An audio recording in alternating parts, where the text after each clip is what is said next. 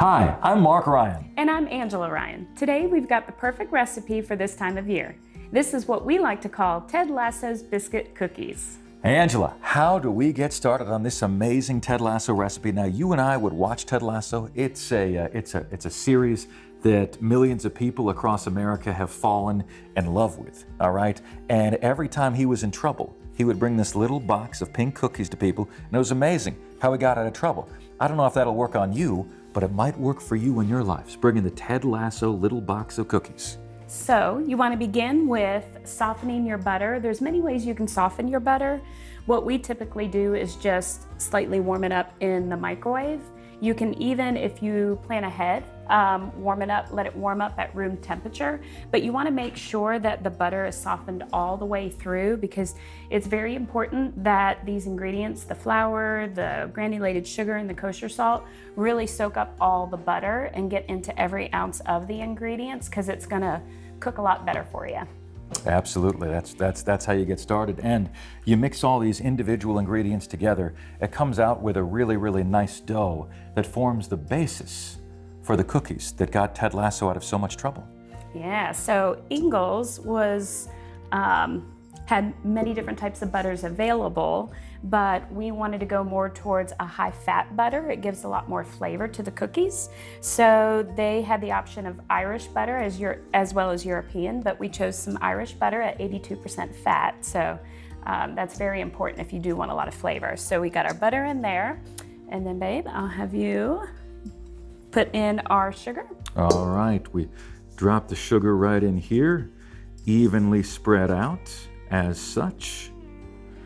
Starting to form the basis here of what we've got. I hope you guys can appreciate my Ted Lasso mustache that Angela painted on in the car. He was pretty proud of that. And then add the kosher salt. We've got the kosher salt, we've got the salt and sweet. And then I'm gonna add the vanilla extract to our ingredients. Now that we have all of our ingredients together, we're gonna take our mixer and we're gonna mix our ingredients together for about 2 minutes on low speed. After that 2 minutes, we're gonna notch it up one more to a medium speed and for an additional minute. And you wanna make sure, again, that ingredients is nice and smooth. It's not chunky and granulated. Okay, so we are finished blending, and now we're going to add the flour slowly but surely. So I like to add about half of the flour, so that way when you pour all the flour in there and you start mixing, it tends to get everywhere. So I pour about half of the flour and mix that first. Mm-hmm. And then we're going to, after we've completely blended that, we're gonna introduce the rest of the flour and give it a nice smooth look. However, it is going to be chunky as you are mixing the flour in. So you want to make sure that those chunks look hydrated and moist and not dry. If you see a lot of dry chunks, that means you haven't mixed it well enough. Okay. So now that we're finished mixing the dough, we are going to place the dough into our pan and get it ready to cook. We have placed our dough into our 8x8 pan with some parchment paper. You want to leave at least 1 inch around the edges.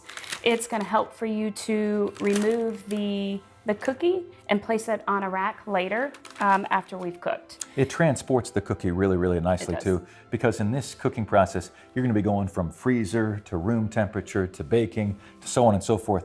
Who likes getting those nasty burns, right? This prevents that from happening. So I've gathered a fork, and what we're doing is we're spreading the dough out evenly over the batter, and you wanna cover all edges of the dish.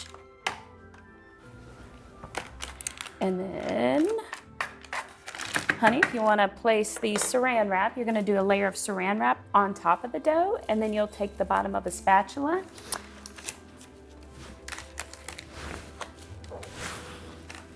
and you're going to press down. That's right. And you want to press firmly to smooth it out, to get rid of all chunks. but not too firmly because you still want some of the butter to, as it's cooking, to kind of air out. So now that we've kind of flattened that out, we are going to take our fork and we're going to place, usually in an 8x8, it's about 36 pricks with a fork tip. And again, that's allow the butter to cook and air out. Okay. Yeah, I usually keep this on. Oops. And you want to space them out evenly over the batter. Just like us, the dough needs to breathe. And this is giving it the chance to do just that. So you just do these little pinpricks across the plastic. Get it all spaced out.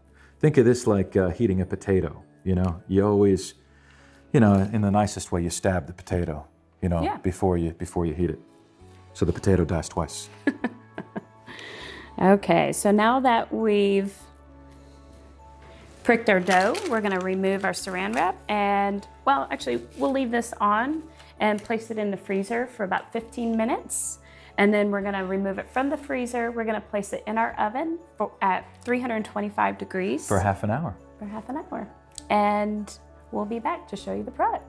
All right, now we've gotten our cookies out of the oven. Remember, they were in the freezer for 15 minutes.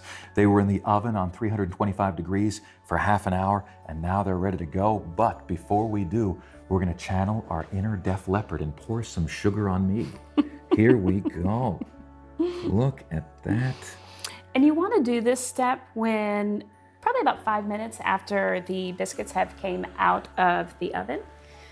It helps to kind of get the sugar to kind of stick into the dough a little bit. And so now we go into cutting our Ted Lasso. Now we get into the part where we get to make the gift. Yes. How great is that? You're gonna be able to do this as well, and as you can see, in just a few short minutes. So this is actually what Ted Lasso usually has for his box. It's a light pink box, long rectangular. So we're gonna cut 2 cookies to fit the length of this box. And so we'll start in our corner.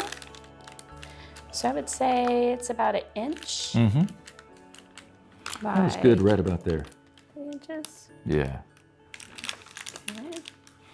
And so now we have a cookie for our box.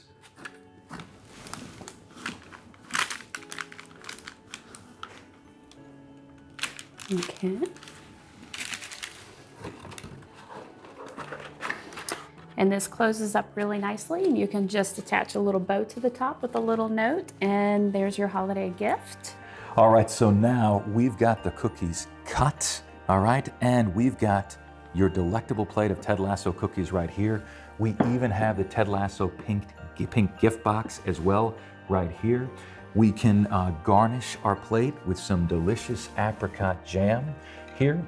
We've got the Unicoi preserves from our Ingles markets over here, just creating a delicious side. You can dress it up any different way.